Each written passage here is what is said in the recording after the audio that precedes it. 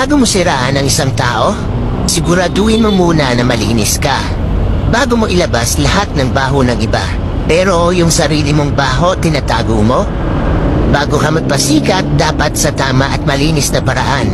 Huwag yung maninira ka ng kapwa mo para lang mapansin ka. Ano, pasikat lang? Yan ang mga taong feeling perfect. Ang tingin nila sa sarili nila, napakalinis. Lahat ng tao may bad side. Kaya manalamin ka muna bago ka manghusga. Madami ka namang nagawang mabuti pero sa isang mali, di na nakikita yung nagawa mong mabuti sa kanila. Ganon talaga yung mga taong kulang sa pansin. Kahit mali sa mata nyo at labag sa paniniwala nyo, wala pa rin kayong karapatan manghusga ng kahit sino. Na hindi nyo alam kung ano ang pinagdaraanan sa buhay ng bawat tao. Lahat tayo ay nagkakamali. Bas hindi kaaya-ayang tignan ang mga taong nagmamalinis.